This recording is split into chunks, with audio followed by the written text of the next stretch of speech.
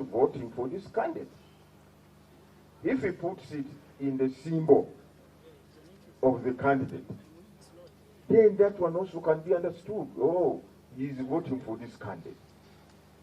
If he's putting it on the name of the candidate, again, that is clear that he was voting for this particular candidate. And that's why the law says, as long as the intention of the voter can be discerned or understood, that ballot paper is valid. We shall demonstrate there how what is an invalid ballot paper.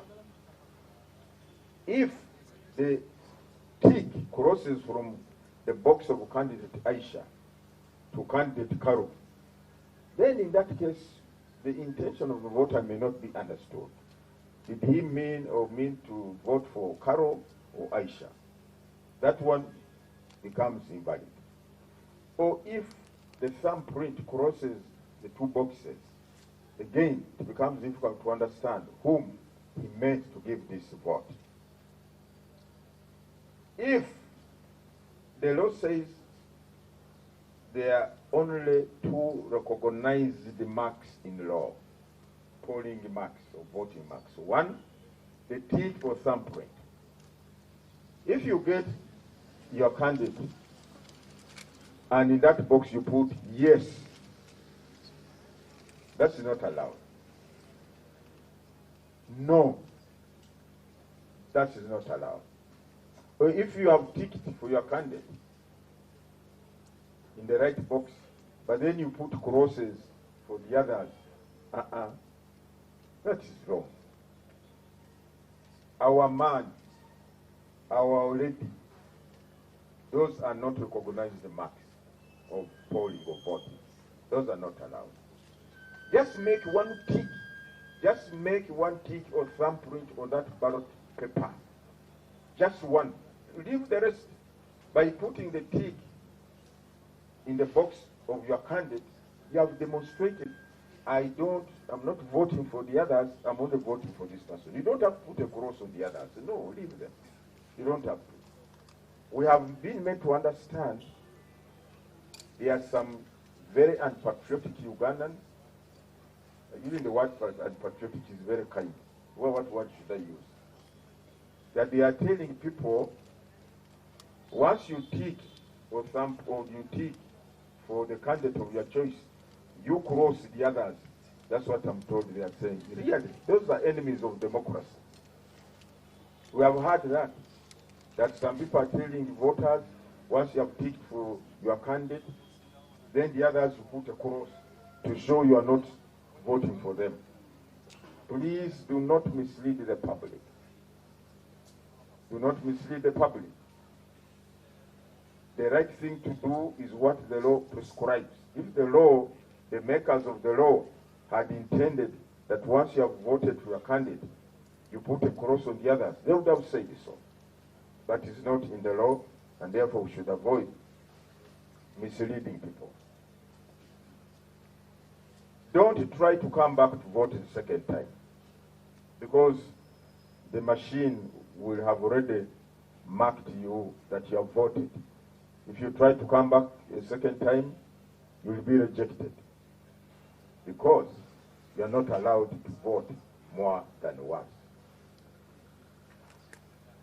If you try to go to another district and think you vote from there, because these districts are nearby, you can move to about 10 districts in one day. Your name will not appear on any other register of that district.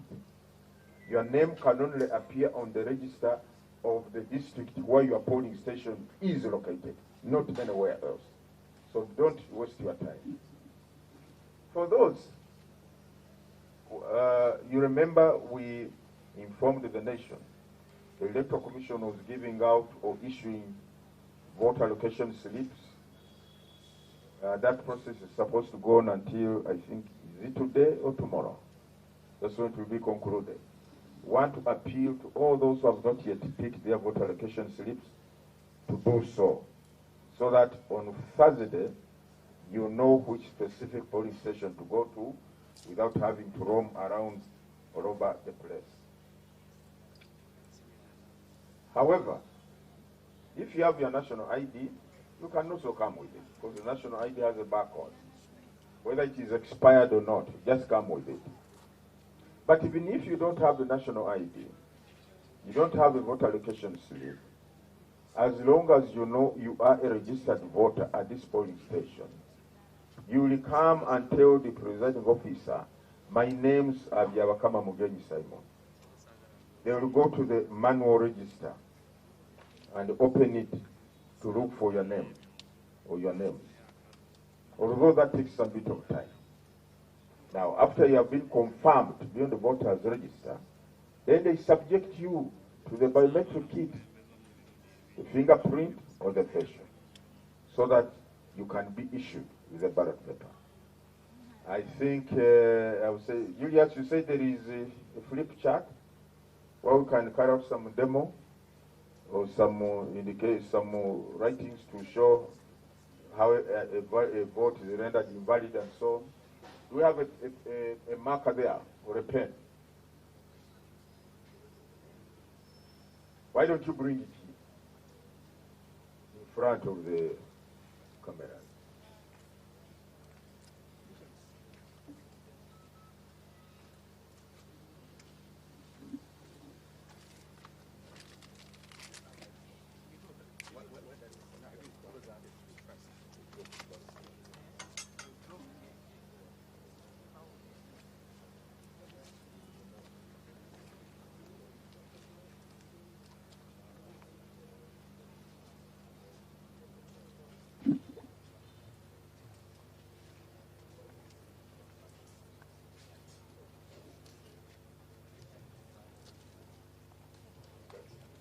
Can you go about what's that?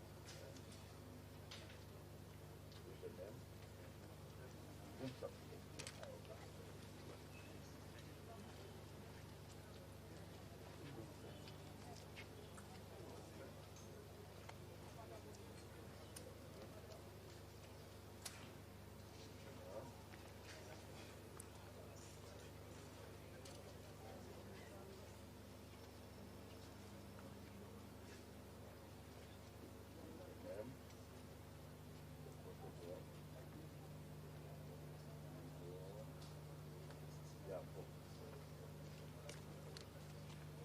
Okay, the first column is normally the name of the candidate. Okay.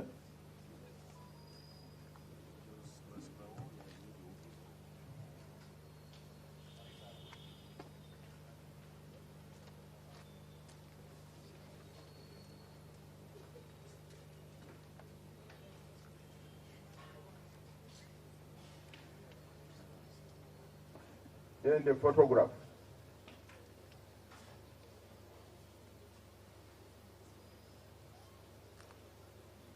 Okay. The photograph.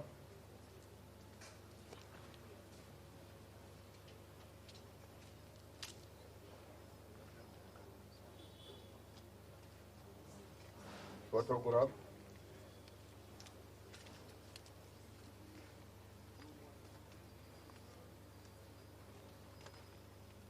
And so on. Then the symbol, can put a ball or a table or a tree.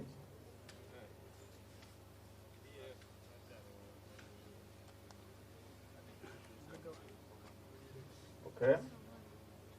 Name, photograph, symbol. Then this is the box for the tick or the thumbprint. But if the candidate puts the tick or thumbprint here, this is a valid ballot paper. This one. Either he has pressed the tick here on the name, or on the photograph, or on the symbol. That is a valid ballot. All right? On the end of this, although the place designated for the mark, this is the mark. Mark, name, photo, symbol. So this is the oh, you put. We put here. Yeah. If the voter puts the thumbprint or the mark on the symbol in that box of the candidate, that line of the candidate or column of the candidate, this is valid. This is valid, or if it goes there, it is valid. Although the box for the mark is here, but if the tick goes like this, it has crossed this box and this box. That is invalid. That one is invalid because it has crossed two. Can you put a sample?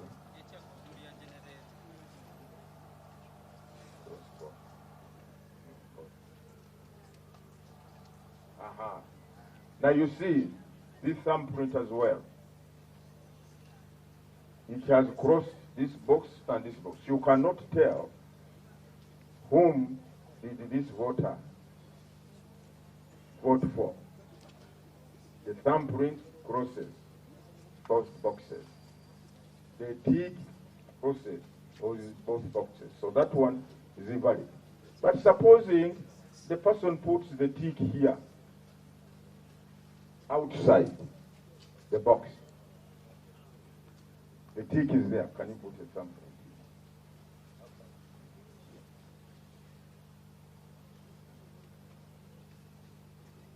The voter has put the tick outside this box or the thumbprint. This is a valid ballot or vote. Why? The intention of the voter can be understood. That although he has misplaced the tick out or the thumbprint outside, but his intention was to vote for the candidate who is in this column or line, and so on and so forth. But if the person ticks here, then crosses, that is wrong. Or he writes the words, our man.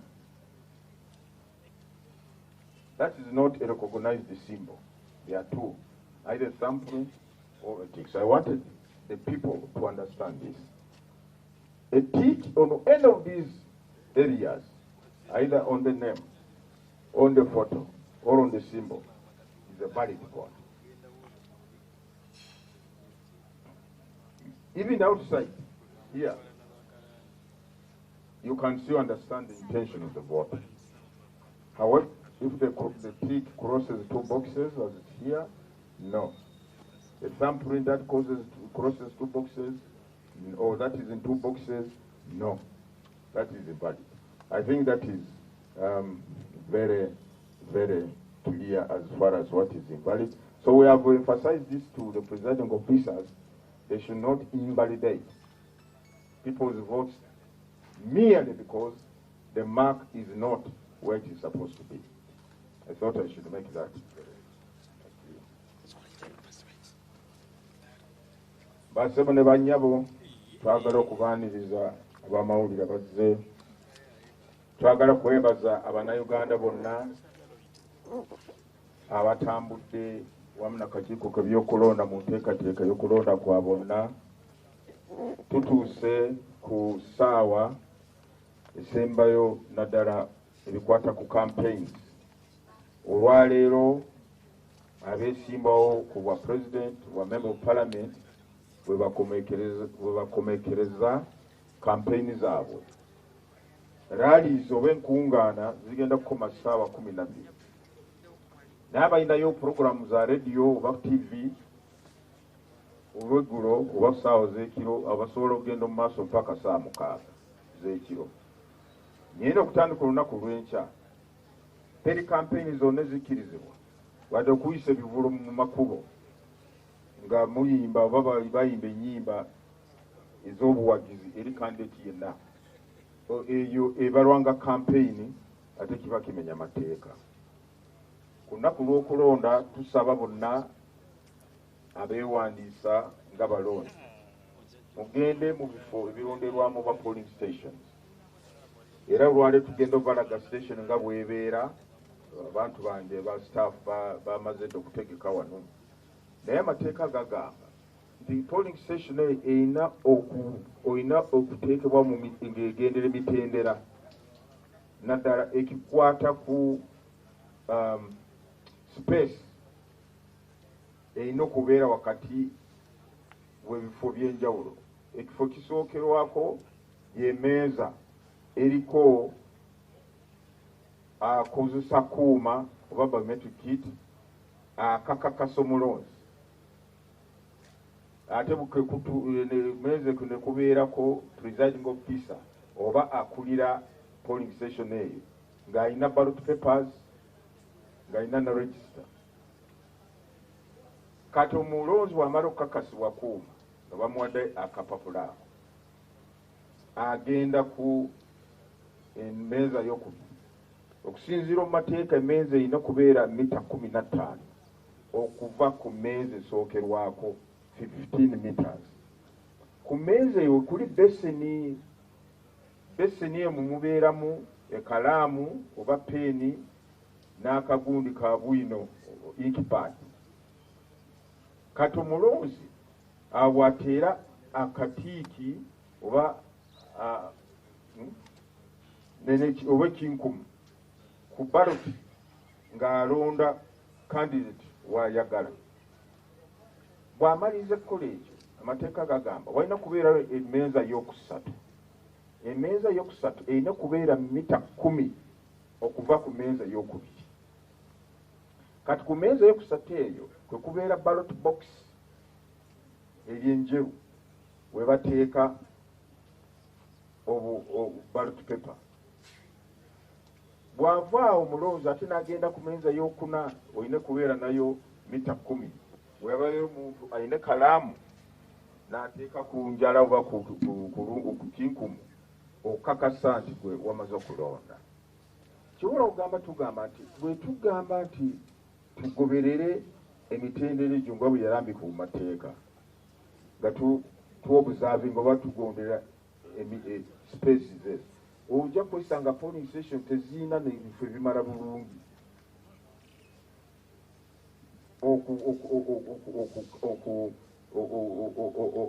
okutuukiriza kiki kyetugamba engeri oluusi osanga emmeeza esooka n'eyokubiri biri kumpi nnyo mita nga 5 so nga teyandibadde mita 15 geyeetongodde yokka kubanga kalulu kakyama teri akkirizibwa okutegeera ani gw'olonze ng'oli mu benseni wali teri alina okukimanya kujjako gwe ne Katonda wo. Naye kisobola tukubiriza abantu mwewale okuleeta omujjuzo ku polling stations. Mwewale okuleeta omujjuzo ku polling stations. Bw'oba omaze kulonda eyo waka gwewaze n'olonda bulungi naye kakati lwakweyagala kusigala kumpi ku polling station mutandike okuleeta kavuyo mutandike okuteekawo embeera n'etiisatiisa bano abantu abatasobola ebyobubuyo ng'abakyala abantu abakadde n'abaliko obulemu. N'olwekyo tubagamba nti oba ffenna tulina ekiruubirirwa kimu okubeera n'akalulu k'amazima n'obwenkanya n'emirembe ffenna tuweerezanga nnyo mwagaanya opportunity buli omu asobole okulonda nga bwe kisoboka. Awo mbadde ndaga akalulu akafu boodo gizzaayo yandibadde nnyonnyola mu Luganda ate muleete boodi nnyonnyole mu Luganda kikulu nnyo. Kati waliwo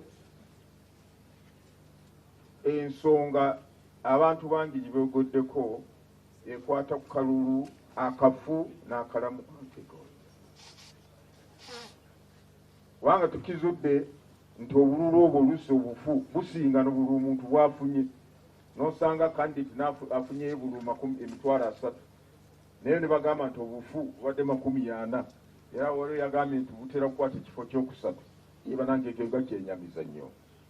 Kati ne tugamba nyakubye wano gundi eno tugambe ye ballot paper wekisooka gemanya gabeesimbyewo ku kifo ekyo, ekyokubiri bye bifaananyi yabeesimbyewo, ekyokusatu ke kabonero oba simbo, akokuna ye space olina okuteekebwa ekinkumu oba akatiiki. Naye oluusi osanga nti omulonzi akatiiki nga akatadde ku linnya lya candidate oba ku kifaananyi oba ku kabonero. Emirundi egisinga obungi batugamba nti ba presiding officer babadde bagamba nti kano kafu kubanga katiiki kandibadde wano mu bokisi eno oba ekinkumu. Naye kusinziira mu mateeka kasita ekigendererwa ky'omulonzi kisobola okukakasibwa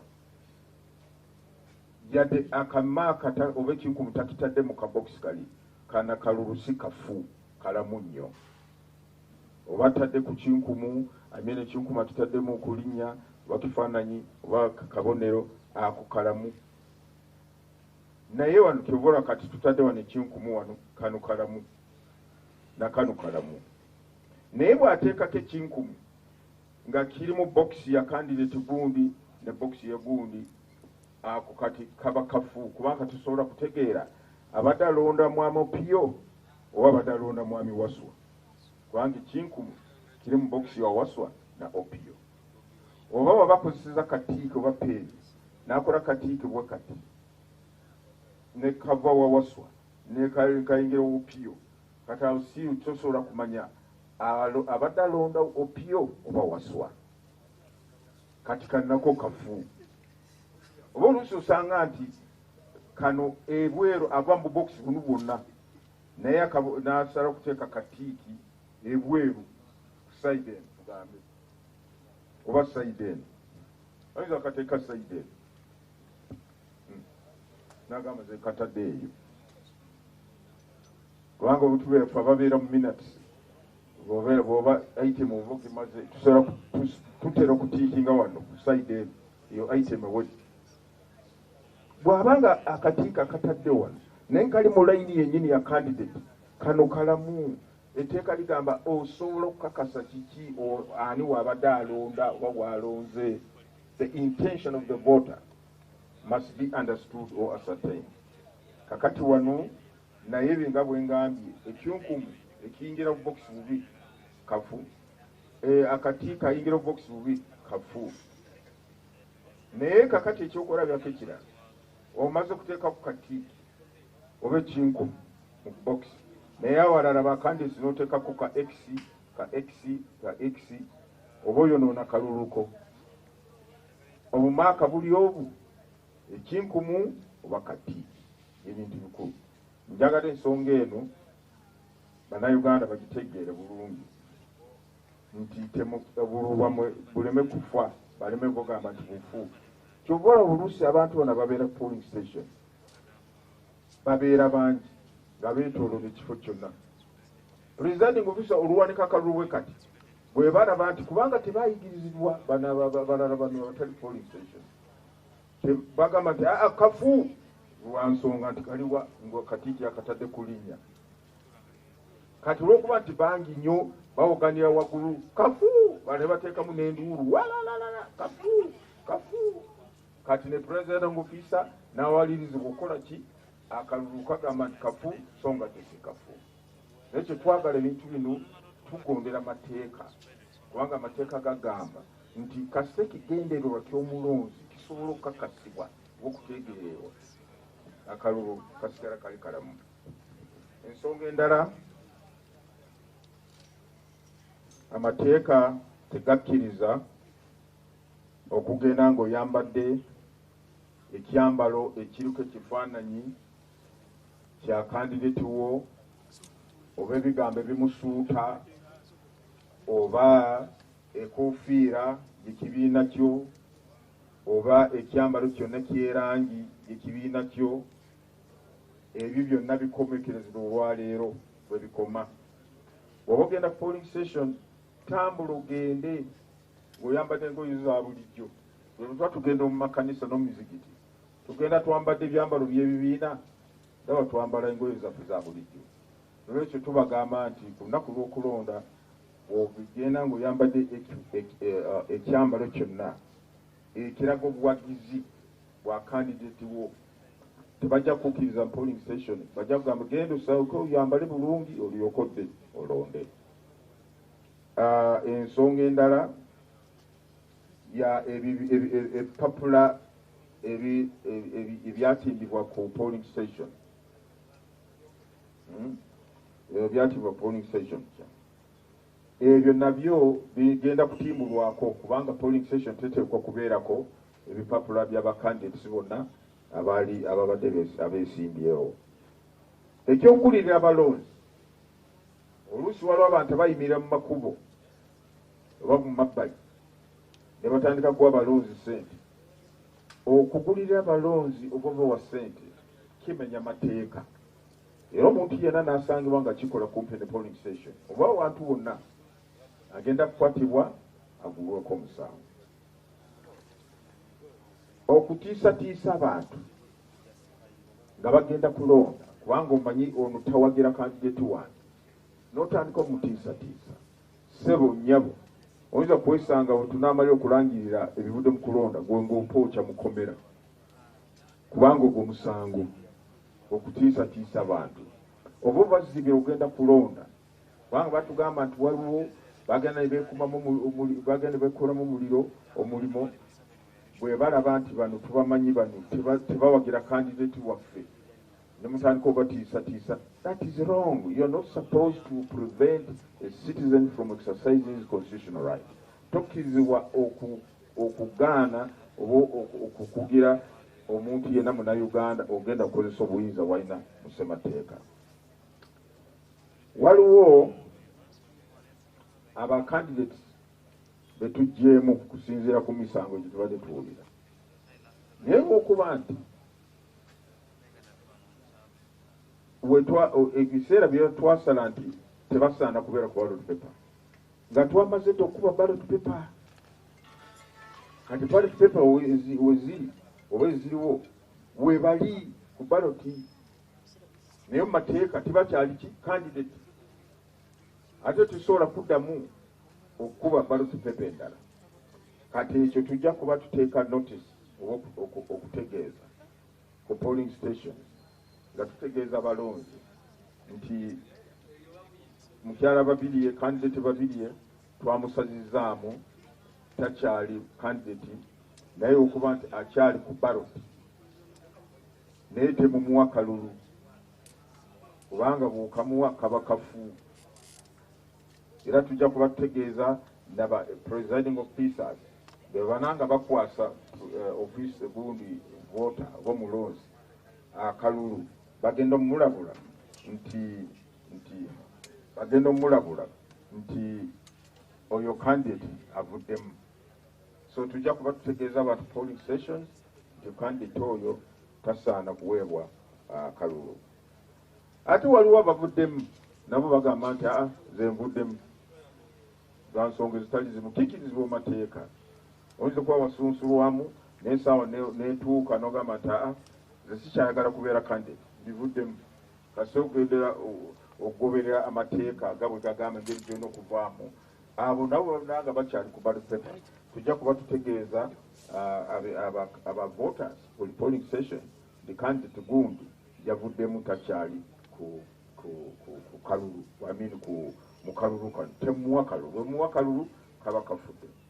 I think byebyo byenjagadde ntangaazi. Yes, abo batasobola abaliko abazibe b'amaaso, abatalina, abaliko obulemu nga tebasobola okulonda bokka, amateeka gakkiriza bajje n'omuntu asobola obayamba gubeerondedde bokka, oba omwana kuva waka oba mukwano gwe oba muganda we akkirizibwa okujja naye polling station yamubuulira buulizi nti nze candidate wange ye gundi, kati oyo muyambi n'ateekako oba katiiki mu boxi ya candidate, omuntu oyo kateeyamba waaba alonze okubeera mu candidate we. Bassebo ne bannyabo njala kubeebaza b'amawulire mutambudde wamu na Kakiiko buli ssaawa tubayita bambi wonne mujja mu bungi okusobola okutegeeza eggwanga biki ebigenda mu maaso. Ffe nga kakiiko tweyamye era twewaddeyo okulaba nti akalulu ennaku wa 15 ku Lwokuna kajja kubeera k'amazima k'obwenkanya, era tusaba bannayuganda ffenna mu biti byaffe twekuume, tugondere amateeka, tubeere bakakkamu, ate tubeere babuntu bulamu, kubanga Uganda egenda kusigala Uganda nga nsi yaffe ng'okulonda kuwedde. Mwebale nnyo, mwebalira. Kakati bagenda obalaga wano nga polling station bwebeera. Ebbaala bananga balina ebbaala kumpi ne polling station. Balina bbaala kubanga manyi polling station zaffe naddala mu bibuga weziri oluusi kubeerako bbaala.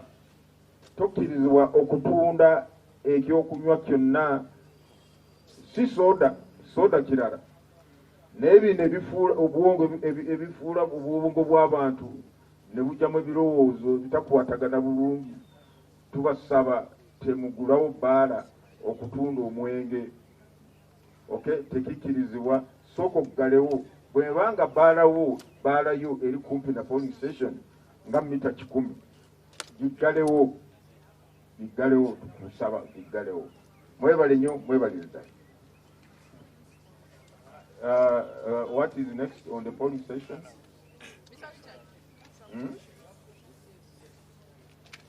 Yes.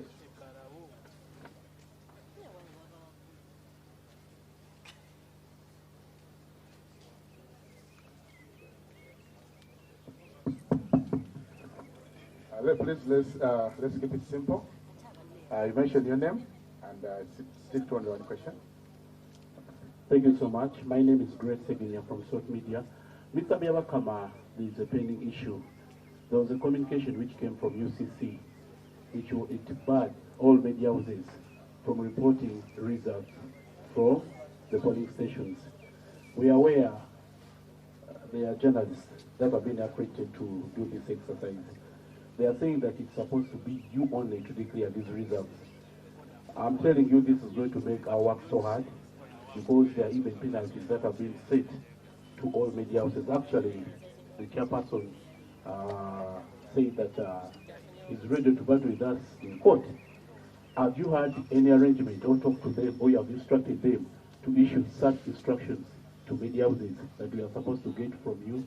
Or otherwise, we are supposed to be bringing live feeds to the Electoral Commission so that you can give us the results instead of relying on our reporters? Thank you. Yes, nyesiga luka Michael Mon TV. Ekibuzo kyange oyogedde n'ogamba nti abalonzi abajja ku polling station kulondoola olunaku tebambala kala z'ebibiina.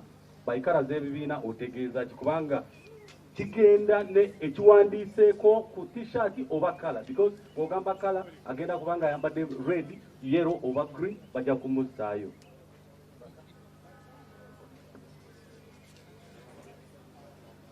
Mr. Chairman, nze Paulo Bakabulindi nkola ne DStv. Ekibuzo kyange kiri ku bikozesebwa mu kulonda. Is it last week wa dispatching okutambula kw'ebikozesebwa mu kulonda? Twagala okumanya disitulikiti zonna 146 zamaze okufuna ebituukidde olwaleero. Ekibuzo ekyokubiri, sefute yaabyo ku mikutu egy'enjawulo tuzze tulabako awamu nga waliwo abapoliisi abakutte abantu abamu nga kigambibwa nti babadde bagezaako okukyusa seals za boxes ezirimu obululu. Twagala kumanya bwe muba mulina bwe mukutte bameka era mwabaguddeko misango ki, era mulinawo provisions ze mwakoze okulaba nti obululu obwo mudamu ne mubwekennenya ne mukyusa boxes ezo neyanza.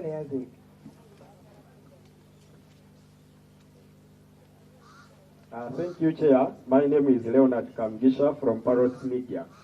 My question goes to previous electoral cycles. We have seen delays in the delivery of electoral materials, especially in the Kampala metropolitan area. So the voters outside there are asking, how about this time? How prepared is the Electoral Commission in delivering of those materials timely? And then the second one, you talked about the validation of polling ballot papers.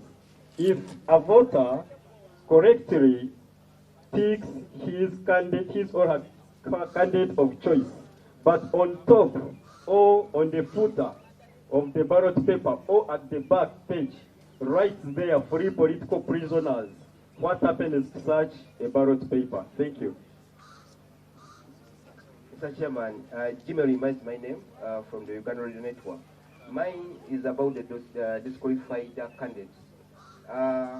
And you giving a chance to your officers to help, telling voters that a candidate is disqualified and yet is not disqualified, because we want to give us assurance that your officers are going to be telling the voters the right message or the right candidate who is on the ballot. So we would like to know which process are you planning to use to make sure that your officers do not, because you have told us that you're going to be using your officers to pass the message to the voters. First of all, I want you to be brief as possible, and ask only one question, because we have so many things to do after this, okay? Thank you very much. Mr. Chairman, my name is Peter Wandeme. I work with DStv. You're still having petitions of some of the candidates. Like yesterday, you met the team of Mr. Damulira of Kawempe. Are you really fair to declare these people to still be on the ballot when you haven't even done the judgment of these complaints? And either way you do the judgment, don't you think that one of the parties will be so much affected by this ruling? Why did you have a cutout, a certain kind of period whereby the petitions could end, whereby you still had to do all this prolonged process one day to the election?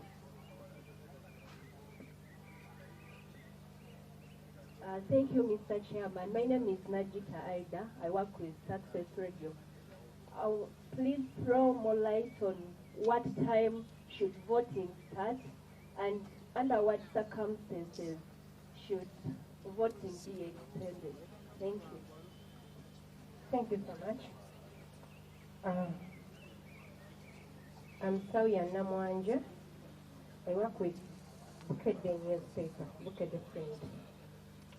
Mr. Byabakama, today and tomorrow, we've seen that the parish supervisors are already in the field teaching people, throwing more light on the usage of the BVVK machines. I would love to hear from you. Does the Electoral Commission have a plan B, just in case those BVVK machines get some technical glitches in one way or the other? Then, I had to question. Okay, the last question. Let me put it in Uganda. Bannankyukakyuka misabya bakama bangi. He's on phone. Let me persuade.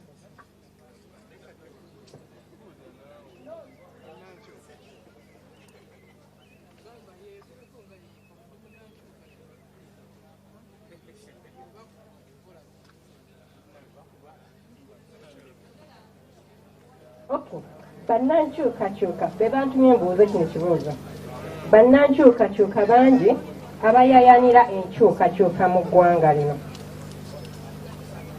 Singa bakola okusalawo kwabwe, Mwami Byabakama alangirira, oli mwetegefu okulangirira gwe banaabeera bataddeko. Protocol observed. Protocol observed. William Rwanga from Beg Media, asking the Electoral Commission.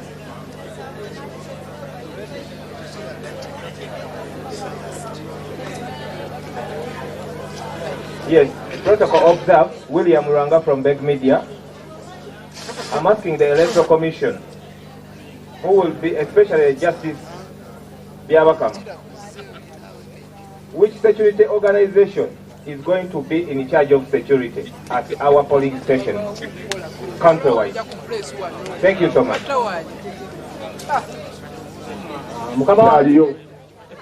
Mwetemukuta. Mukama wange nze Abdul Kasozi nkola ne KDS. Oyogeddeko nti abantu abazibe balina omukisa okufuna omuntu abayambako. Singa omuntu oyo ayambako ku muzibe oyo amulaga omuntu ye gw'ayagala, oyo azze omuyambako n'atiikinga omuntu omulala, omuzibe oyo alina omukisa oba alinawo wayinza okwekubira enduulu.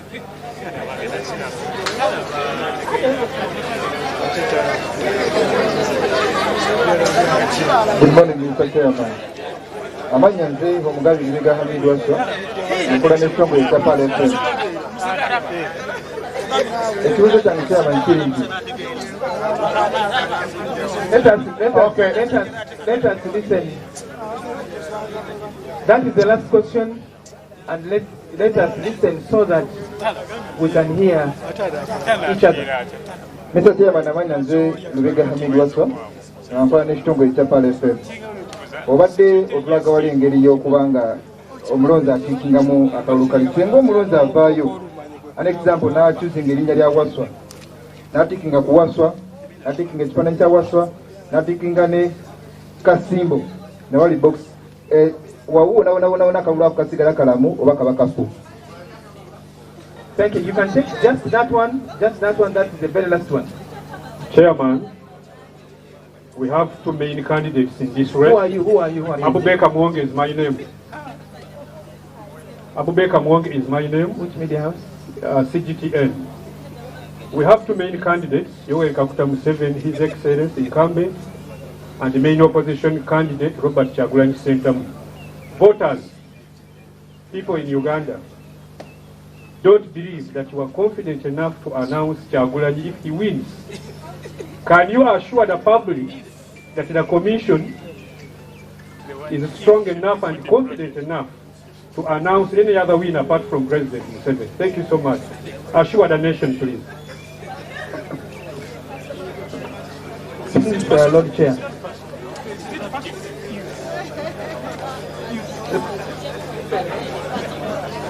Hello.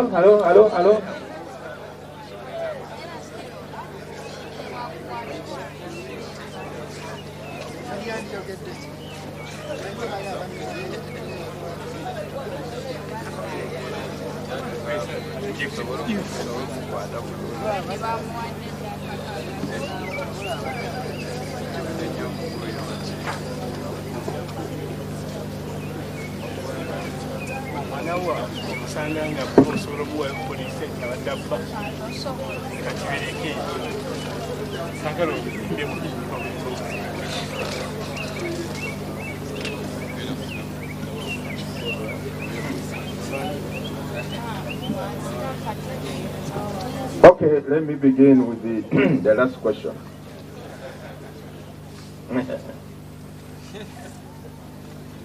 The Presidential Elections Act says, under Section 59,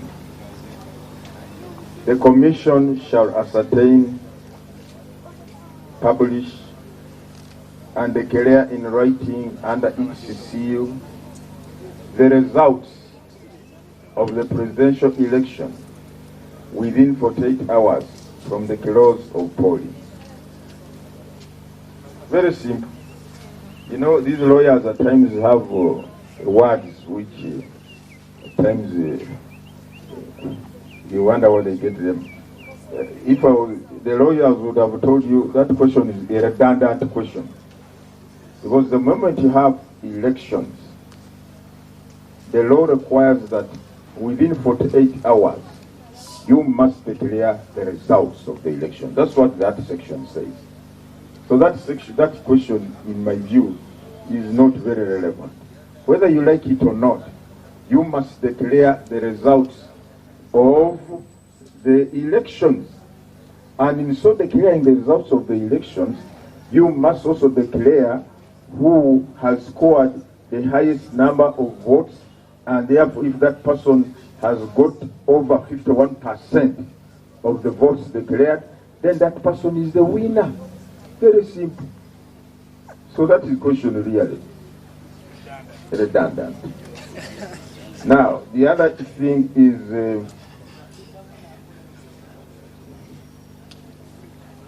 if the voter ticks, that's whoever who's later, you bring that chart. We show again.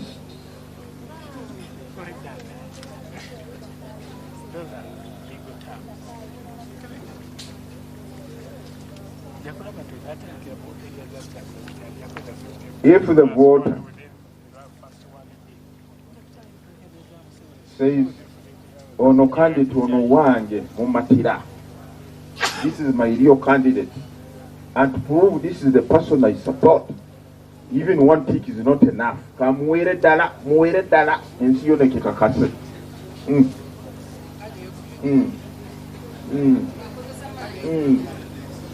Mwadebuna. Can the intention of the voter be established? Ekigendera ky'omulonzi kisobola okutegeerebwa obukakasibwa. That is all. Yadamuwadde mirundi ena ekikulu nti akoze ka emphasis kamwongereko naka oye, naye bw'ateekako kigamba oye aba byonoonya ate.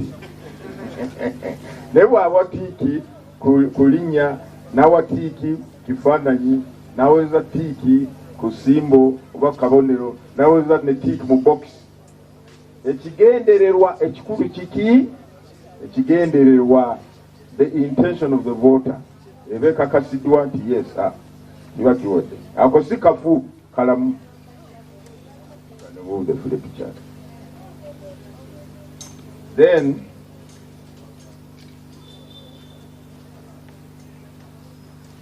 omuntu omuzibe, the blind, omuzibe omuyambi, omuzibe najja n'agamba nti nteekera kuwaswa, naye omuyambi era n'ateekawo opiyo, kati tunaabikola tutya? Anayekubirawo enduulu ate aba kimanyi nze akawadde opiyo.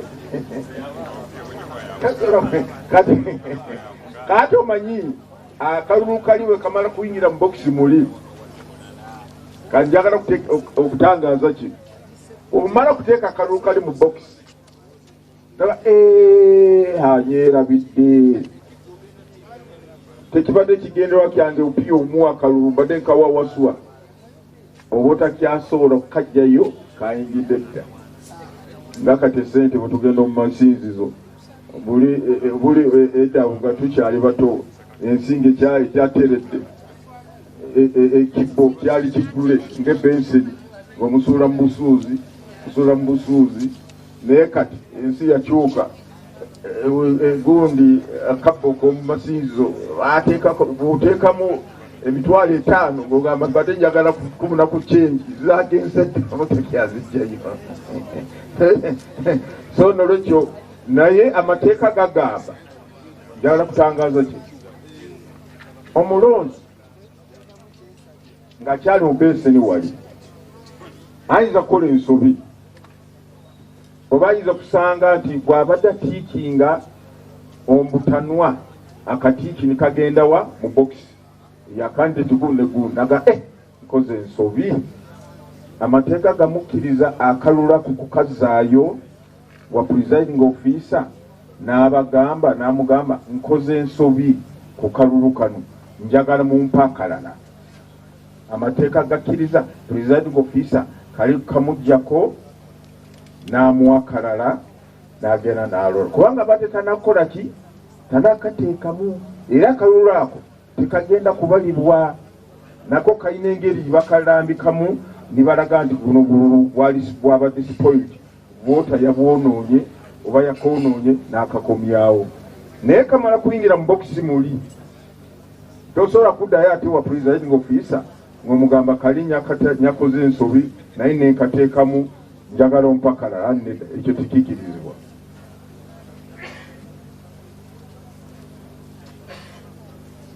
Kyova olaba kyokwewala nti omuntu muzibe okufuna omuntu ataatuukirize muzibe kyamugamba. Kyova olaba bagamba nti omuzibe yalina kusalawo omuyambi wajja naye Yeah, enough surround who is going to be the helper of this blind person. Is the helper of your choice. So,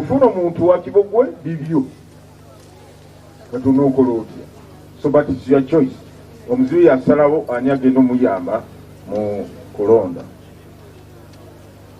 Security organ will be in charge, we have said time and again. The Electoral Commission works with the Uganda Police Force as the lead agency, maintaining law and order and providing security. So that is the lead agency. However, under the Constitution, the Uganda Police Force can work with any other agency to support them in their work, particularly during general elections where the exercise is taking place in the entire country. And maybe at times the police do not have enough personnel. So in that case, the law allows them to get assistance from other agencies of the state which have a security bearing. Okay, I think I can keep them. Yes, either voting will start at 7 a.m. and end at 4 p.m. Okulonda kujja kutandika ssaawa emu ebyokukozesa byonna bwe banze kutuuka mu budde nga bwe tugezaako okulaba nti kigo kirina okubeera nga abalonzi ate nekyokubiri njagala kakatiriza nti okusinziira mu mateeka okulonda okutandika polling station kisoboka oba kijja kukolebwa nga abalonzi 10 polling station eyo nga bamaze okutuuka. When they are all together, the 10 voters at that polling station must be present at the same time for the polling station to open. Abalonzi 10 balina okubeera ku polling station eyo nga bazze ku mulundo obaliwo ku budde bwe bumu. Polling station tesobola kuggulwawo okujjako nga balonzi 10 bamaze okuwera. If the 10 voters at that polling station are not there, if there are 7 or 8 or 9, the polling station will not open. If one voter comes and goes away, the second comes and goes away, the third comes and goes away, 10, they come and go away, the polling station will not open. If one voter comes, he waits for others to come, 2, 3, 4, until there are 10, then the presiding officer will declare that polling station open and start the process of voting. Etteeka ligamba nti essaawa 10 bwe ziwera nga mu layini mukyalimu abalonzi baddembe ogenda mu maaso kulonda. Presiding officer talina obuyinza okugoba abalonzi abatuuse ku polling station ng'obudde bukyali. Naye mutatakirizibwa omulonzi yenna ajja kikeererezi ng'essaawa 10 zamaze okukola ki okuwera. Oyo takirizibwa. Plan B, obumu abanga bwengambe tulina obwomu bubiri ku polling station. Akamu kajja kubeera ku standby. Kano bwe kabeera n'ekizibu ne tuteekako kali. Tetusuubira bwonna obwuma okuba nti bujja kubeera n'ekizibu. Naye ensonga nkulu nnyo eri bweti nti omulonzi yenna tajja kugaanwa okukuba kalulu oba okulonda. No voter is going to be disenfranchised. Every voter at a particular polling station will be given an opportunity to cast his or her vote. Yes, on the issue of petitions, it is true we still have petitions. The law does not tell us when we can stop to hear these petitions, because it says, the Constitution says, the Electoral Commission shall entertain or hear or handle election-related petitions or complaints before polling and even during polling. So the law does not. It also gives us, by the way, some bit of a problem or a challenge that even now there are people who are waiting for us to handle their petitions. That's the law. What do you do?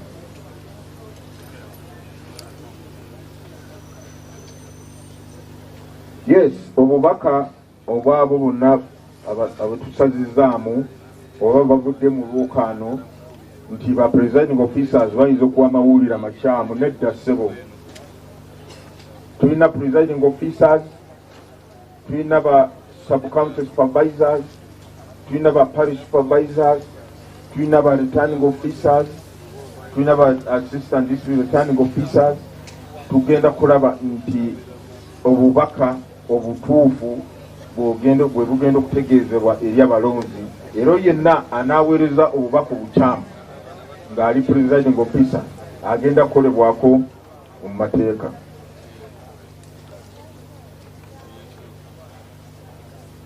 Yes, omuntu aba amaze okulonda oba akatiiki oba ekinkuma katadde abitadde mu box entuufu bulungi, ate mabega n'ateekako ebigambo ebirala. Kati ebigambo byaki owange bigasaaki? Tebagenda kuba ntutaddeko ebigambo. So tugamba balonzi mwewale okuteeka ebigambo ebitakkirizibwa oba okuwandiika ebigambo byonna bitakkirizibwa ku kalulu. Kwoyiza kwonoona kalulu ko. Kati eva kiki kyakujje waka bwewaze mu kusaaga busaazi beerayo waka, naye akalulu teekako kati oba kinkumi, ebyo bimala. Bw'oteekako ebigambo ebirala ojja kuba oyoonoona kalulu ka candidate wo. Deliver election materials, especially Kampala. In 2021, we addressed that problem. And even now, we are prepared to ensure materials in Kampala arrive in time to avoid delays. Now, twalabye ku mukutu akatambi nga kalaga nti bagamba nti waliwo omuntu yabadde agezaako okukyusa seals ku black boxes omwagendedde ebintu twatwalidde ebintu by'okulonda. Omuntu oyo twamutegedde abadde mu katambi wa staff wa kakiiko k'ebyokulonda. Ekyabaddewo kiri bwe kiti nti bwe baali babadde batwala boxes zino mu loole, okay, olw'okuba nti boxi zigenda nga buziti makubo gaffe si materevu nnyo, kakati ku boxi eyo siiru neemenyeka mu kkubo. Sigamba nti bamenyemenye, nedda, siiru yamenyese. Ate ebiseera y'okumenya siiru bate tebanatuuka. Jjukira nti siiru eyo ebeera ku boxi, black box, mumuli ballot papers, muli register, muli DR form n'ebirala ebigenda kukozesebwa polling station. Siiru eyo erina kumenyebwa wali ku polling station ku lunaku lw'okulonda wennyini. Naye mu kutambula kuno ebintu nga bigenda bikuubagana, siiru n'emenyeka. Kakati returning officer kyabadde agezaako okukola, officer kyabadde agezaako okukola kwe kulaba nti kubanga mu box omwo tuteekamu kituyita spare seals, because we know a seal can be broken in transit. Tuteekamu spare seals kwegamba nti eno seal webanga efunye ekizibu ng'emenyese, you can replace it and make sure that box is sealed until polling day. Naye kakati ye bambi wadde agezaako kikola kwatu amaze okukitegeera, yabadde agezaako okuzzaako siiru endala. Kati embeera nesajjuka mulowo biki mugezaako okukyusa ebintu, naye twamukubidde semi ne tumubuuza, era naffe tukimanyi nti si guno mulundi gusoose, kubanga amakubo gaffe ebintu tubitwala wala nnyo. Amakubo gaffe mulimu ebinnya, kati oluusi box zigenda ne zikuubagana, ebisiiru za pulasitiika ogenda kwesanga zikoze eki zikutuse. Ate olaba ne loole oziba zitambula mu makubo, spring neemenyeka ekyuma, ate siiru ekipulasitiika. Niba nange namwe mutegeerenga ebintu bino sikumala wowowo n'ebintu bitali. Ebintu byonna materials zetugenda kukozesa ku lunaku lw'okuna, naddala olunaku lw'okuna zamaze kutuuka mu districts zonna 146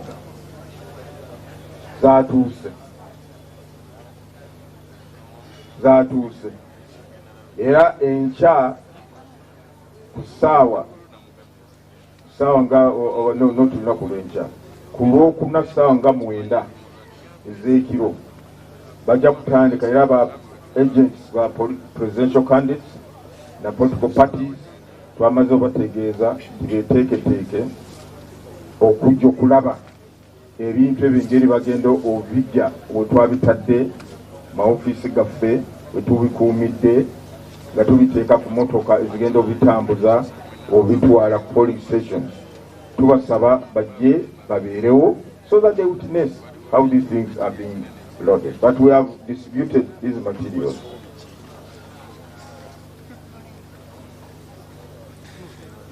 Yes, nga bwe ngambye omanyi bw'oyambala olugoye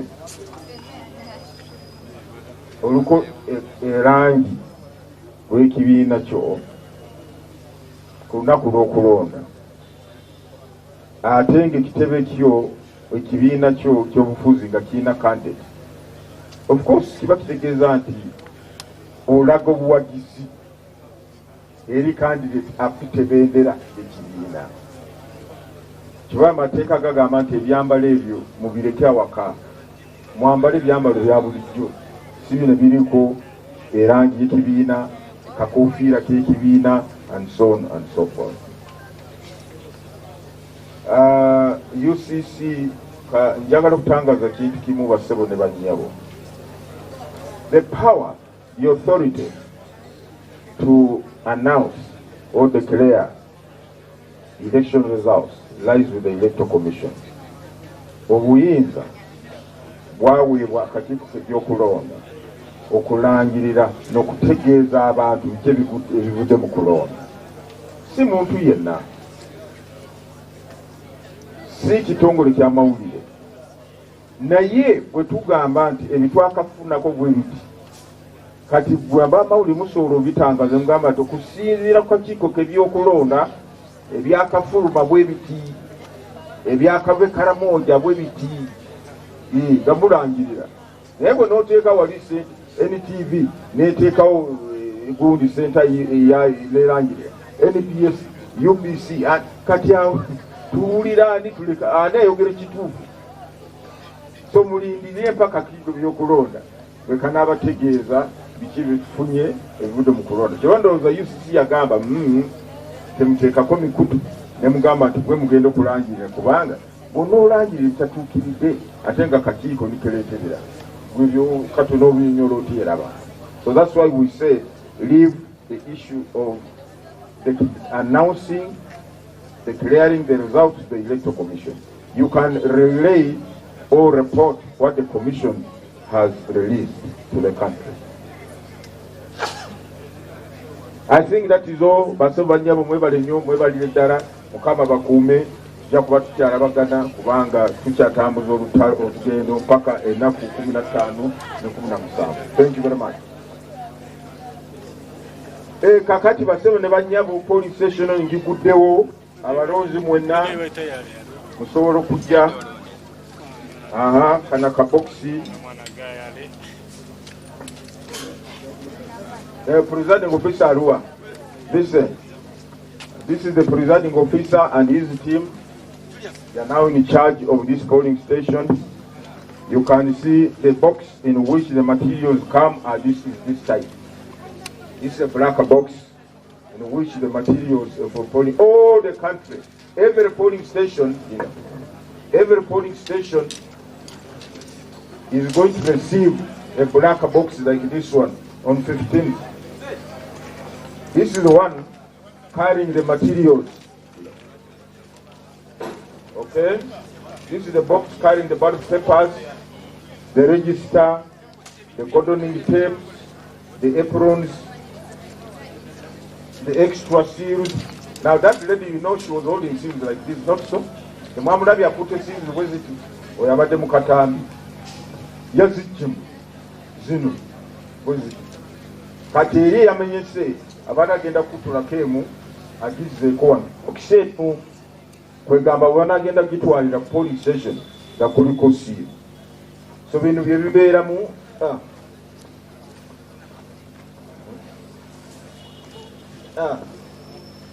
apron abagenda kula polling station buli omu alina kwambala apron. Presiding officer ayambala apron bwe, polling assistant babeerako nga 5 ba 6 bebayambako.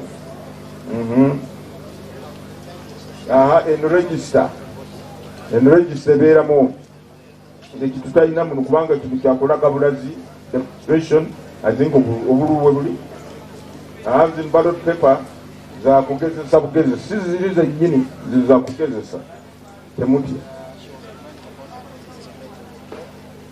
Kakati gundi ballot paper I mean yes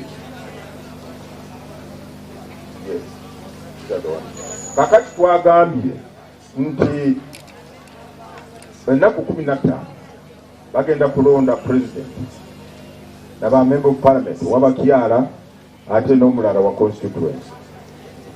Naye jjukira nti kandi vota aliyoku tegeza buli vota agenda kwera n'obulumeka busatu. Kakati olw'obutabuzaabuza vota oyo twakoze obupapula buno ku mulundi guno nti bwe bamuwa obulusa bokisi esooka ya president akasigala nako mu mukono nga akakutte. Naye buli obubi wanga kukyala yo ndala na box ya elected ndala obuli obubi agenda buteeka muno bw'amaliriza nga president nga kasudemu n'agenda ku box y'abakyala akabox akalulunga akajjamu n'akateekako ki akakiiko bwekiiko nako n'akateeka mu box y'abakyala and so on and so forth. Bwe buno obugundi buno bwe tutaddeko bwe banasooka okukuumira obululu bwangi kaffe ssebo kaffe kantu kaffe okatwalawa nkwazise bwazisi kumala dakiika ezo ntono nnyo kandi kino kibeera mumanyi nti bagenda okubala tukola ebintu by'obwerufu bannange naye bannayuganda n'obubeera mwerufu n'obweyambula bajanga abantu tetumatidde kibeera nga batebatandika kubala obululu ebiri mu bokisi muno obululu babuteeka mu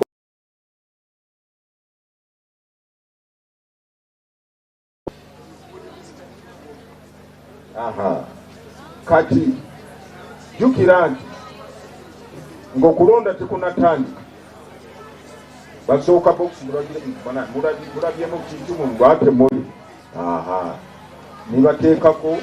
nibateekako siiru bateekako siiru ku bokisi eno balina okusibako siiru kwega omuntu aleme kujja akole ki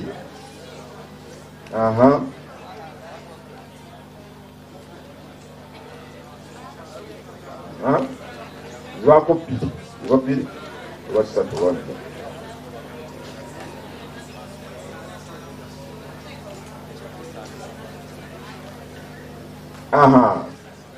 kakati bwema okulonda bukugu esaawa z'okubala zigenda kutuuka nga zituuse bamenya siiruzo ne babiwa byonna ku kiveera kye byonna simuta obulu bwonna buli mu bokisi babuyiwawa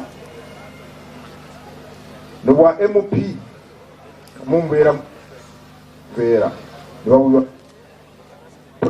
bubeera bwoka bwaba mp bubeera bwoka twagambye akuuma kajja kusooka kakakatululu buno obuli mu bokisi butuufu oba si butuufu bwayise kudaaya ku table number 1 oba nedda oba babuleese buleese ne babusonseka mu bokisi kale bajja kusooka bakole ki babusikaninge eno oluvannyuma babubale buli kandi twafunye baburekoodi ndowooza byebyo waliwo kirala kale so is there anything else you want to explain to the people? You say? Ndowooza byebyo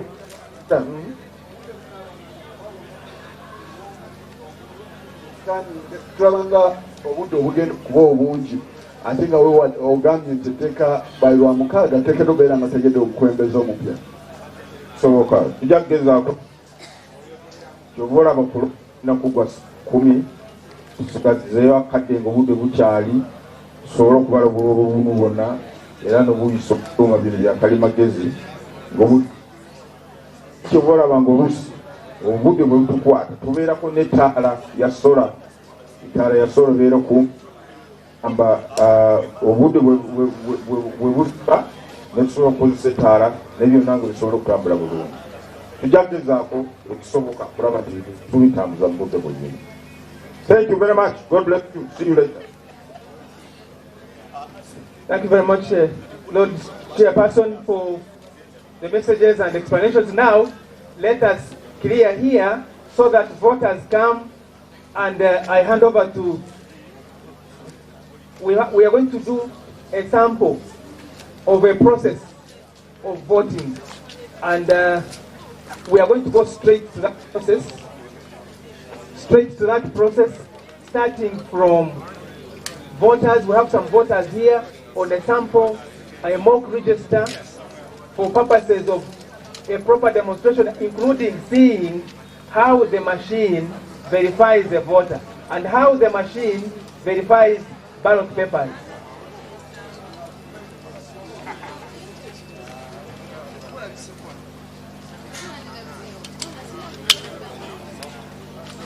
So if we can go that side so that, because the voter is going to come, presiding officer,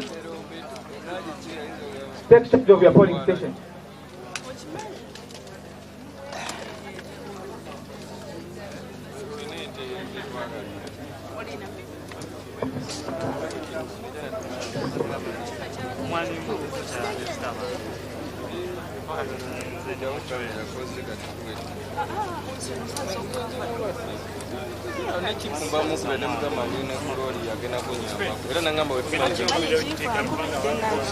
The rules at the polling station apply. 20 meters, you can measure them and decide. The secret of the ballot must be observed. So let's clear the space where you see the Kagua is you cannot go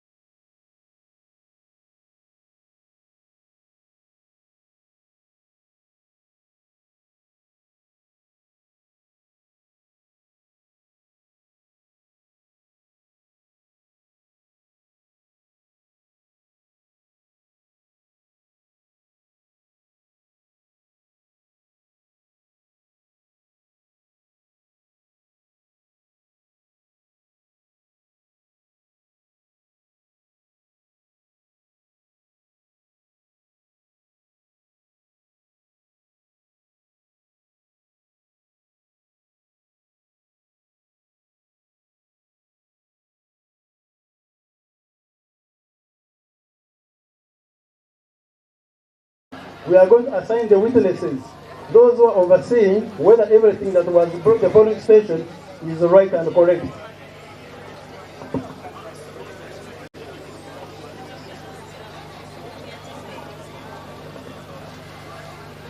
The witnesses must be in the register, and we are right now checking them in the register to confirm whether they are the right voters of this polling station.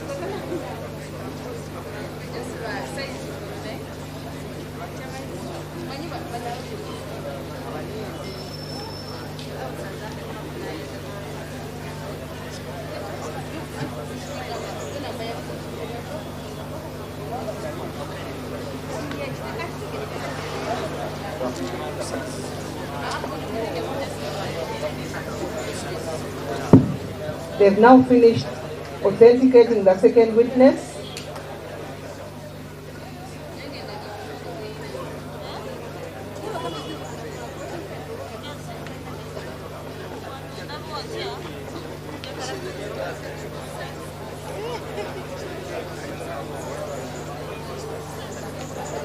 So for demonstration purposes, we are supposed to be having 10 witnesses. We'll use 3 in the interest of time. After the witnesses have been verified, we'll go straight into the polling process. Being one of the witnesses, I'll be the first voter to do the voting.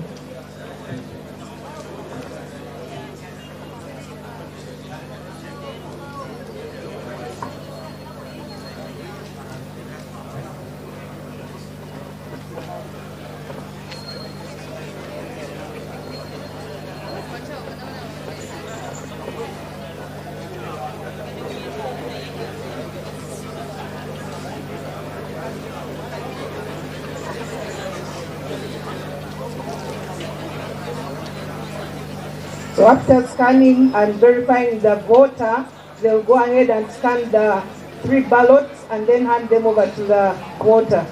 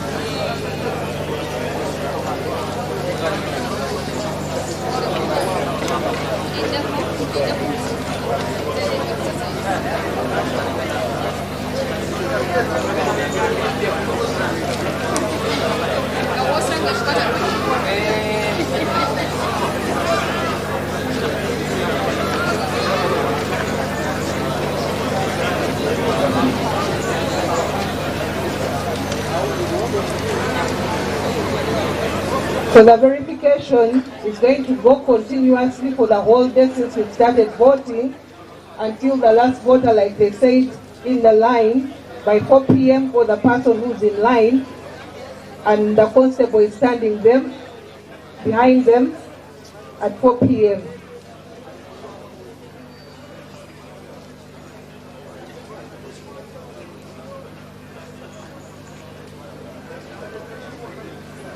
So a voter locator slip, a national ID, and a register can all be used for identification and can be scanned.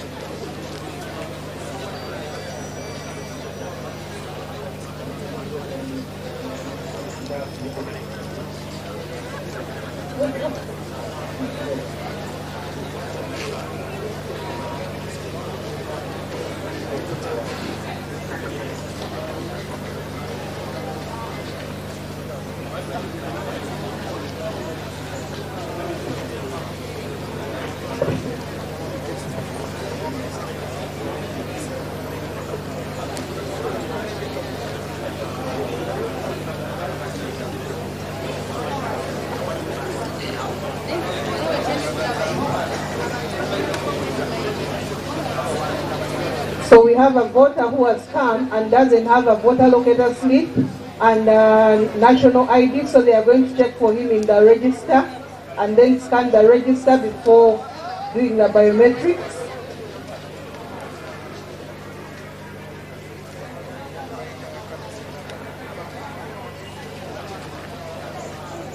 When they scan the register or the IDs, it will bring the picture on the screen, and then they will allow him to be able to do the biometrics.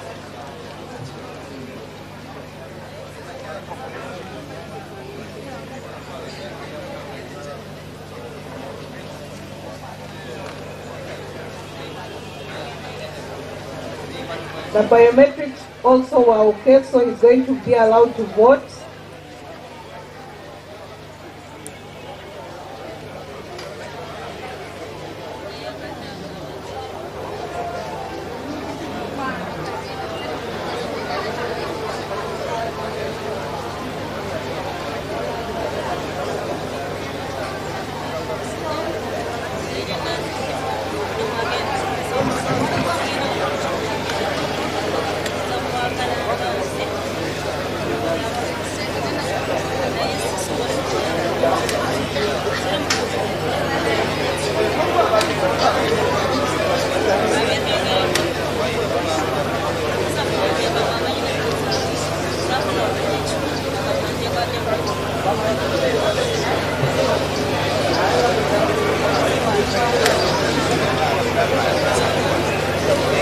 So the voter has come with a national ID that is not original and has not been well kept. The machine has not been able to read her well, so we are going to check in the register for her.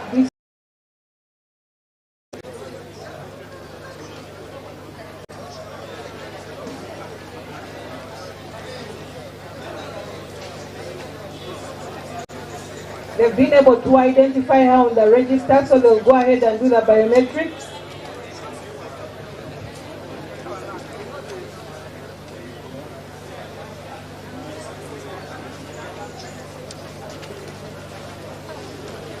And she'll be issued with the 3 ballots.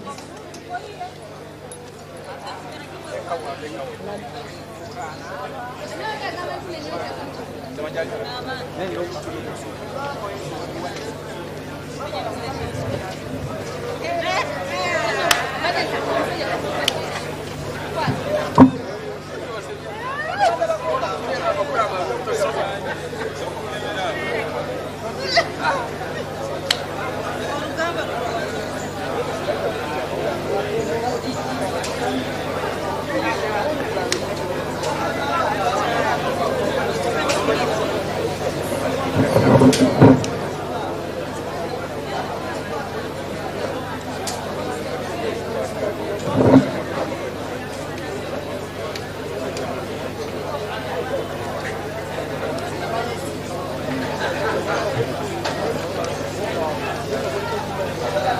this voter is also going to be verified through the register.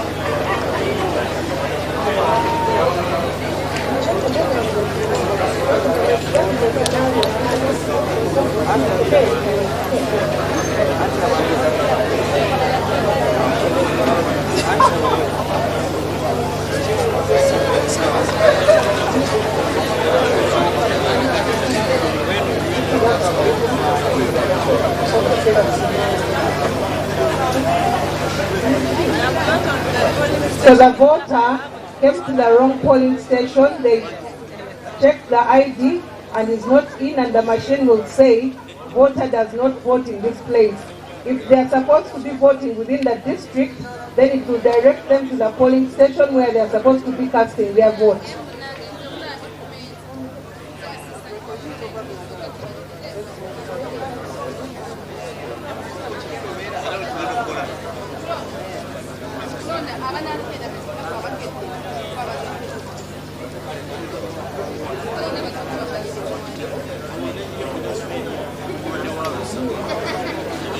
Bye. Tikulimba.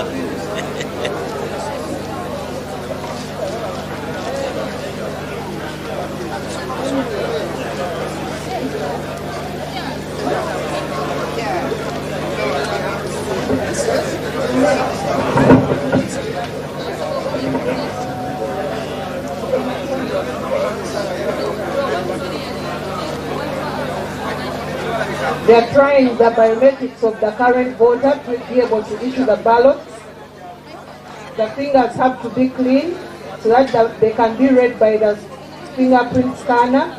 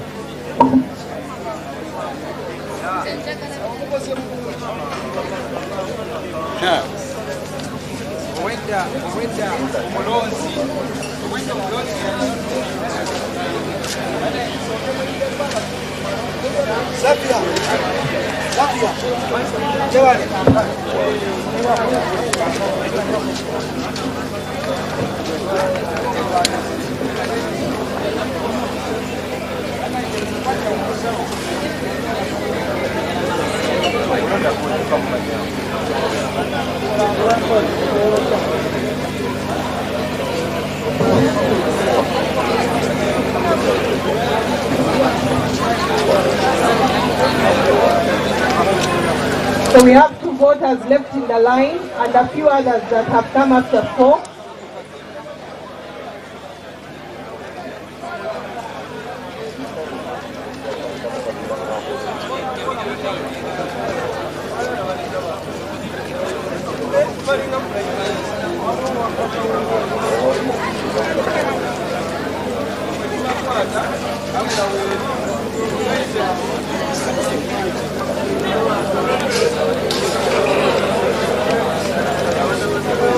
So we have a voter that has come to try and vote for the second time.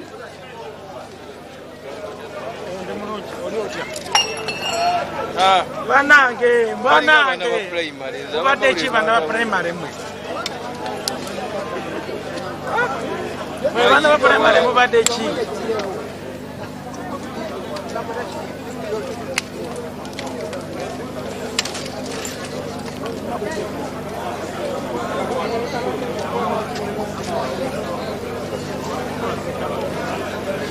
So this voter has come to try and vote for the second time.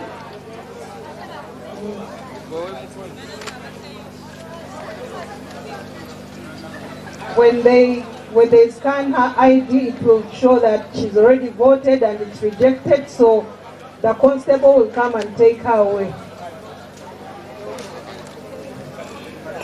So she was the last voter in line before polling. We have 2 other people and they'll be sent away, because it's already 4 p.m. and they were not in the line.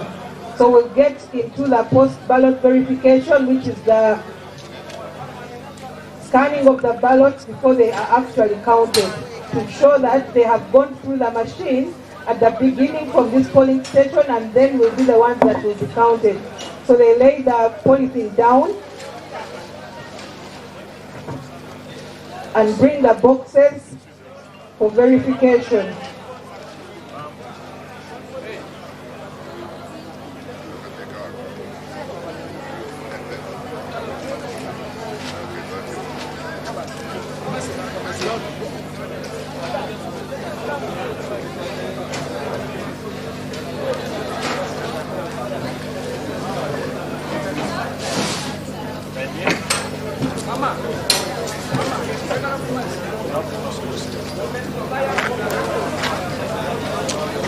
So the presiding officer and the operator are closing the election process. There will be no one who will be allowed to vote after that.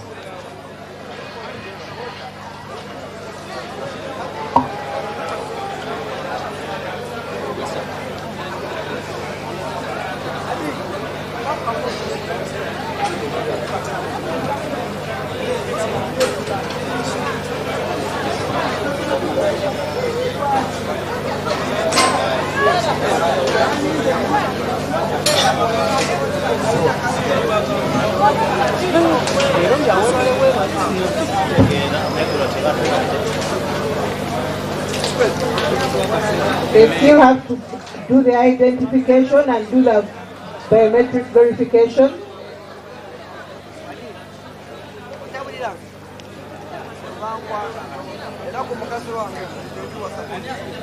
So now the presiding officer is closing.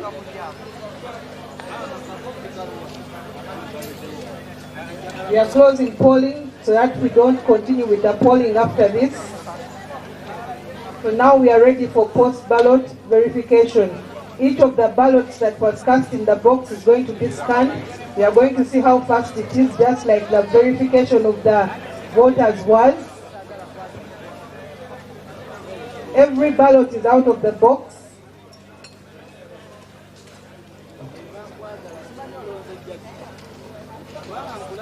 We'll start with the president box.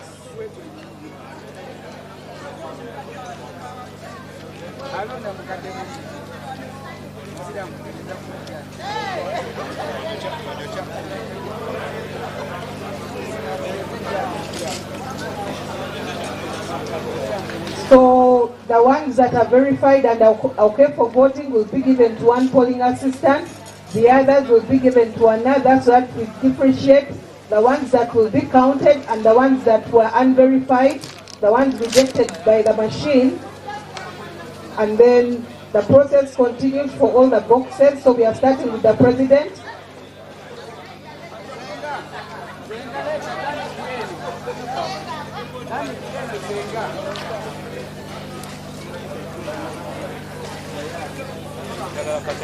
So this one is successful. It was scanned at the beginning.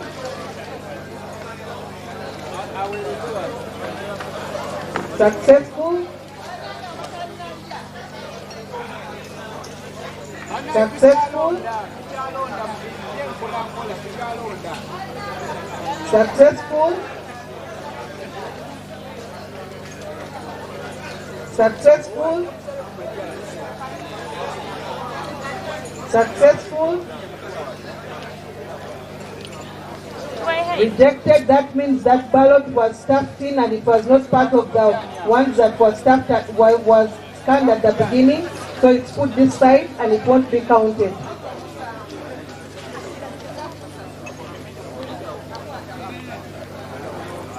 Successful. Successful. Successful. Successful. So we have our ballots that will be counting, the ones that were scanned at the beginning and at the end. The rejected one will be put on the side at the table and kept securely because it will be recorded in the official report book. So we are now going into the counting process. The machine is not going to count. They are going to do it the normal way it has always happened. They will look at the ballot and show it to the crowd, and then they will start the tallying afterwards.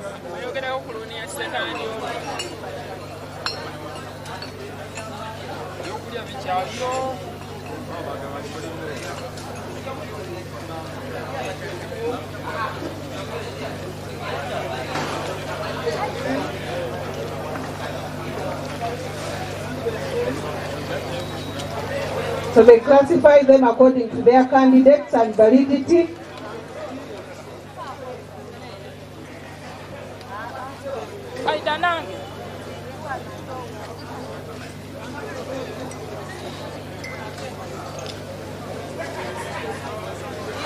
This is the wrong choice, so this ballot is invalid. So we have a ballot that's invalid.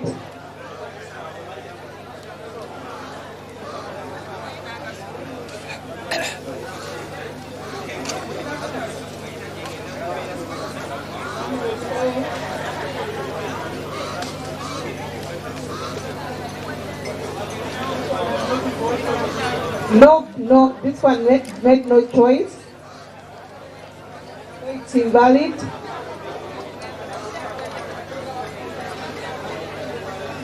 Candidate E.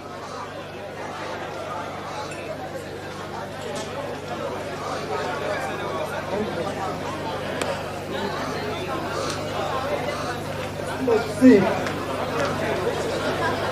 So after they've done this and separated the valid ballots per candidate, the counting will take place, and then they'll do the same, fill the form and do for the other boxes as well.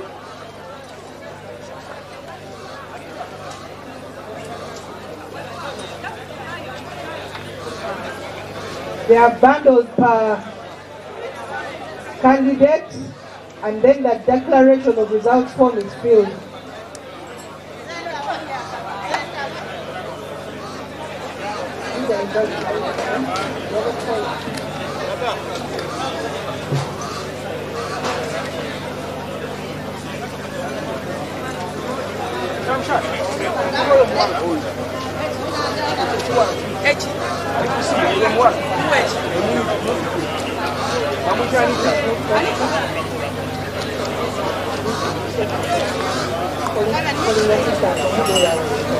So we'll go to the next box and do the same thing. We are going to scan each ballot.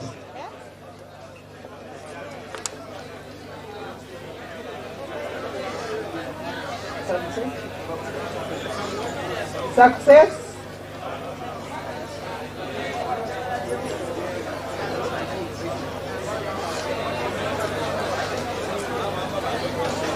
Success.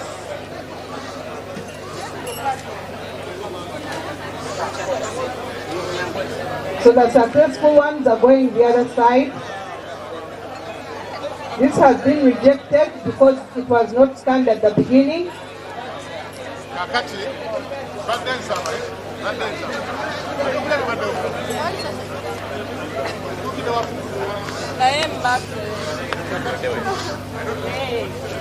That might be a successful one. Success. Success. Success.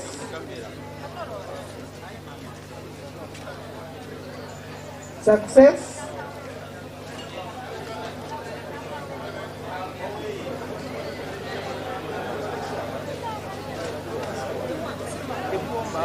Success. Success. So all these ones were scanned at the beginning, and then they will be now counted.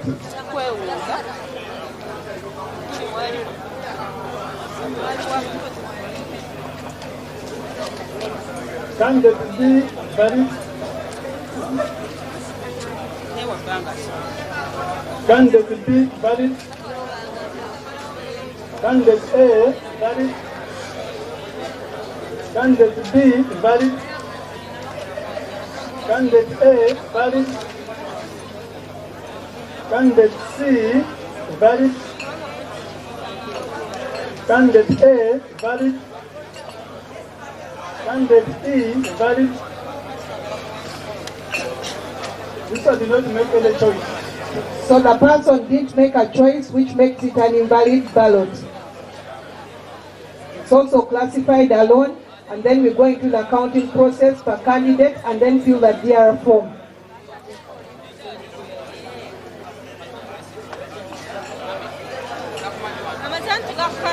So we are going to now scan the woman MP.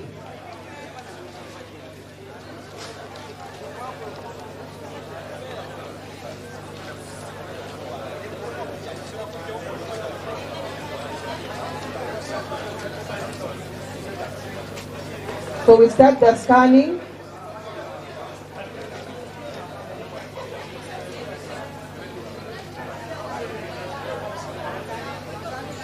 Success.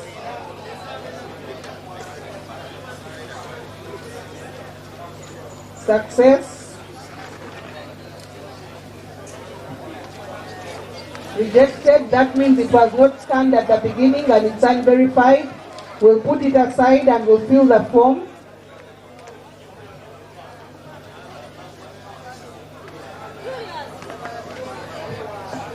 Success. Success.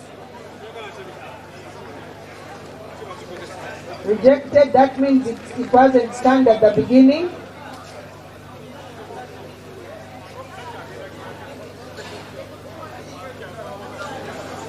Success.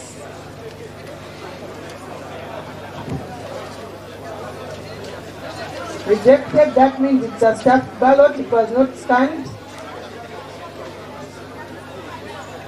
Success.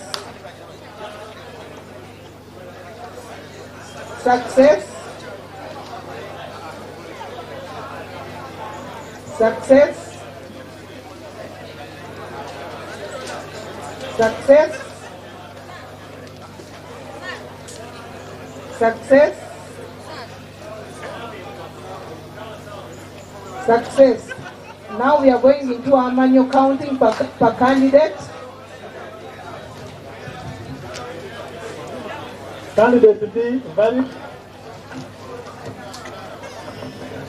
Candidate B valid. Candidate B valid. Candidate A valid. Candidate A valid. Candidate A valid. Candidate A valid. Candidate B valid. Candidate E invalid.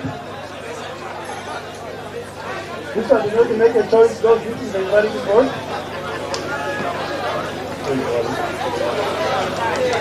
Then the candidate A also valid. So after the counting has been done and the forms are filled, that's the declaration of results form, the DVVK will be able to scan and take a picture of the declaration of results form and the accountability of ballot papers, and then we shall close the election. So we are now filling the declaration of results form, the ones that will be put in the tamper-proof envelope, and then the ones that will be given to the candidates' agents.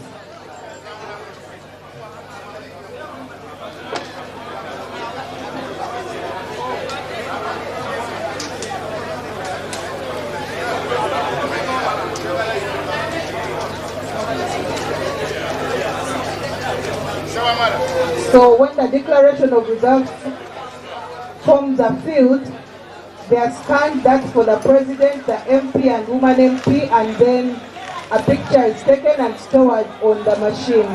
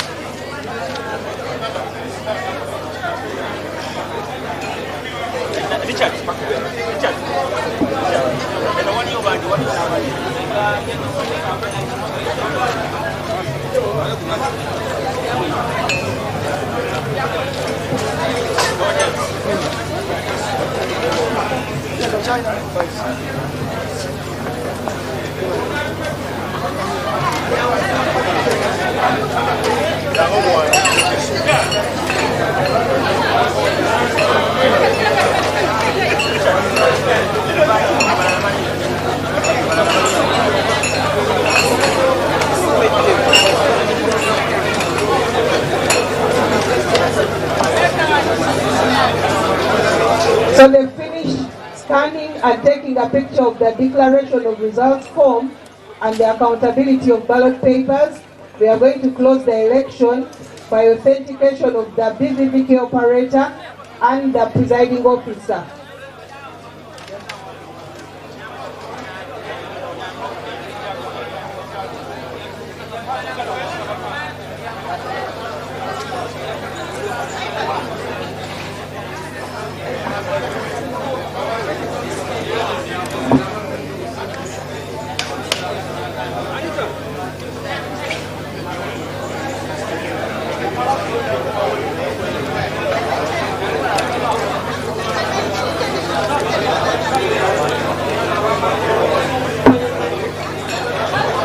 So the election has been closed. We cannot continue with any voting or post-ballot verification. The agents have gotten their copies. We have the copy outside the box for them to take to the tally center. That's for the declaration of results, so that the tally can take place, and then the candidates, that's the woman MP and the direct MP, are declared at the district, and then the results of the president are sent to the National Tally Center for tallying and declaration. Thank you very much, ladies and gentlemen. We have closed our demonstration. We have one message to say. Let people move with their identifications. Let's go with the notion that one man, one ballot, one vote, so that we can have a credible and transparent election. I'll give an opportunity to the project manager to give his closing remarks.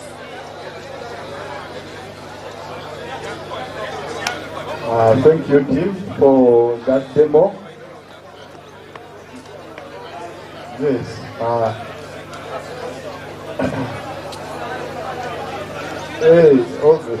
Yes, I was thanking my team for a wonderful job that they have done, and also to thank the media fraternity present. Yes, as you've been illustrated too, that's how the kit is going to work come 15th of January 2026, which is this Thursday of this week, so we just have a day to go. I would encourage all Ugandans to come and participate in elections, come and vote your candidates, your leaders, In brief, that's what we would like to say as the project manager for the biometric voter verification of this election that's going to happen 2026. Thank you.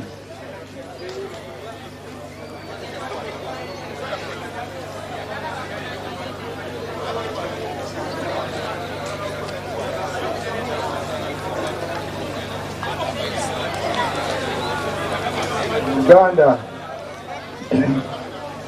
eri abannayuganda bonna tubeebaza okulaba demo tuzze wano okubalaga engeri tugenda okukozesaamu machine biometric voter verification. Amanya mpitibwa Mubajje Muhammad nga nze project manager owa project eno gye batuwa okulaba nti omuntu alonda mulundi gumu gwokka, omuntu alonda mulundi gumu gwokka, talonda mirundi mingi. So twasalawo okulaba nti twasekinya tekinologi ono gwe twasanga yajja okusobola okutuukiriza ekyo ekigendererwa ekyokulaba nti omuntu alonda mulundi gumu gwokka. Twajja bamuverifyinga ne bamwishyuinga baloti ne bagiverifyinga nga akalu kawedde ate ne baddamu ne bakisikaliŋa ne jara form eya polling station nga twanagiweereza kitali center. So mu brief wekyo sisimu egenda okukola ngaemugirabye teri sisimu nyangu nnyo ezze kulaba nti akalulu tekabbibwa abo bonna abadde beetegekera okubba akalulu basobola okukozesa engeri ndala yonna naye okujja ngakalugera kabbira polling station ekyo kigenda kusoboka kuba kano akuuma kaverifyinga buli mulonzi ate si kuverifyinga nti koli kuregister naye kaverifyinga n'emikono gyo nespesi nti gwe mwennyini nobanga olina mulongo nga mufaanagana nga omanyi abalongo baba bafaanagana kato ne wasfa babirye abeebugisu tulina bamukwana abo bonna akuuma kasobola okubaawula nti osobola okwawula abalongo batya nti kayinza okuba kakufaanana naye tegekikumu nga siibyo era bajja kuba polling station temugezaako kujja nakulonda mingi suka mu gulundi gumu. Kati akuuma ako byekalina okukola omulimu gwako si gwakubala kalulu, kano akuuma si kagenda okubala obululu, kano akuuma ko kakulondesa. Kati oluvannyuma lw'okulonda DRA form bagenda gitransmitinga ku tale center, digital center. Akuuma ko just kuverifyinga balonzi, kuverifyinga ballots na kuvalidatinga ballots. Oluvannyuma lw'okulonda kati bagala polling station nga bamaze okujuza DRA form bagenda giweza ku district. Kati district ejja kapitalinga DRA form evudde buli polling station mu tale system. Ate tale system kalukabaka ka president bajja transmitira ku national tally system bakabalire ku national tally center. Kali in brief yebyo mwebale nnyo.